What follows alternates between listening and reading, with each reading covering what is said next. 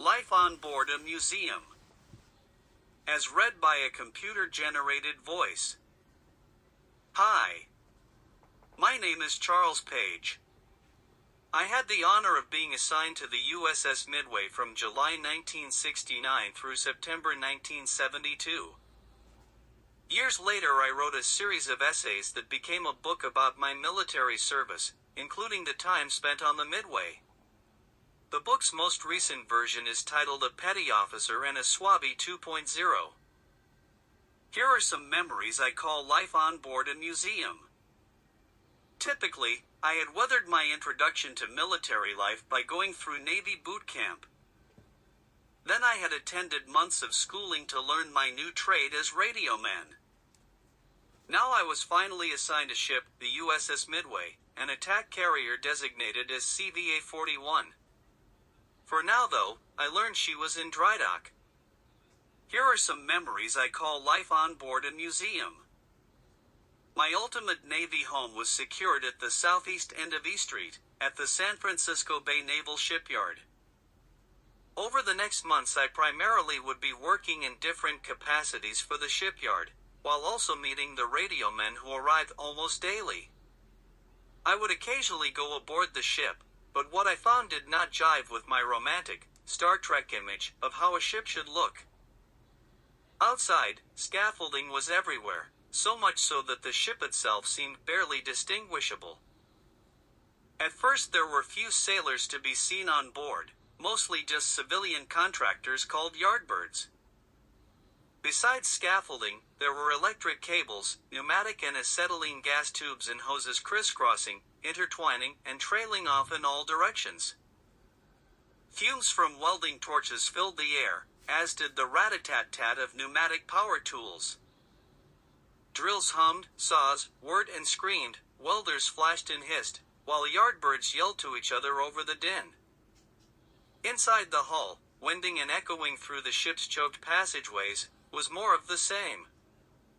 Making your way into the innermost areas, like the ship's empty radio communications center, was strenuous, dangerous, and mostly discouraged for the time being. The extensive modernization being conducted needed to be completed soon and was already behind schedule. Besides, it was easy to get lost for those of us not used to the huge vessel's labyrinth of passageways. The ship was recommissioned at the end of January, 1970, and in February, work was finally completed to the point where the Midway's crew could move aboard. Then, we began preparing ourselves, and the ship, for our first Westpac cruise to the Far East, a process that would take us more than a year. From bow to stern, the Midway measured nearly 1/5 of a mile, 1/20th of a mile wide, and during peak operations could feed and berth 4,500 crew and aviators, while supporting 80 planes in their missions. For her first 10 years she was the largest ship afloat, slightly longer than her two sister ships, the Coral Sea and the Franklin D. Roosevelt. Over the 3 years I was attached to her, the slogan "Join the Navy and see the world" was ever the case, at least seeing the west coast of the United States, the immensity of the Pacific Ocean, and the Far East.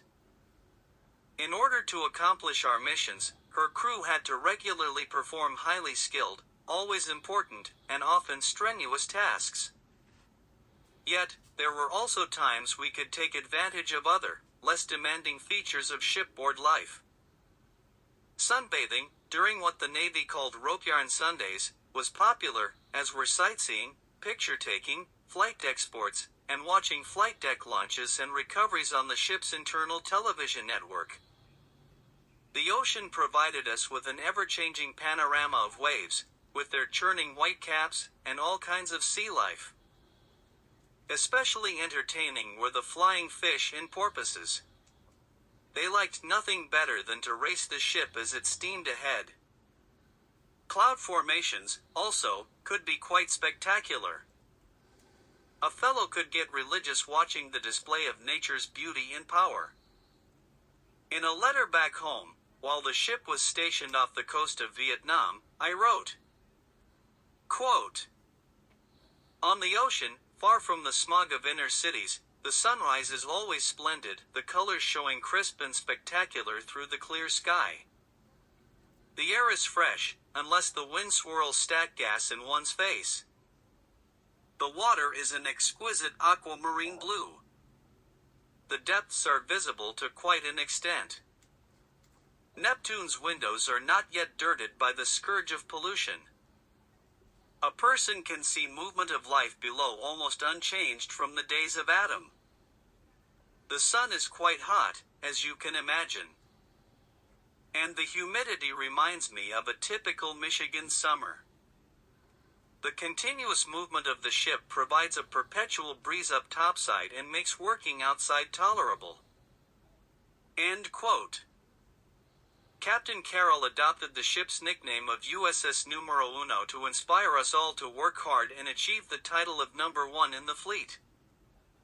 This may have been the kind of attitude and mindset that began laying the groundwork for our ship, in later years, becoming San Diego's USS Midway Museum. In honor of this new, civilian mission, and all that she has meant to the many thousands of us former crew members, whether ship's company, air support crews or pilots, I wrote the following elegy as a prose poem. Laurels for Midway. Midway rests in her berth at San Diego Bay. Her slumber is the dreamless sleep of the valiant. The planes on her decks rest, too. All memories of conflicts and might, cast in metal, plastic, glass. So many years was Midway awake, pumping the lifeblood of her crew through her arteries, in surges or quiet trickles. Her chore, as wandering nest for daring birds to alight and take flight. Her life, filled with missions and metamorphoses, expanded and remolded to her country's call. Somewhere, in the misty past, there embarked magic. Some speck of celestial dust may have set her aglow with a mystical purpose, yet unfolding.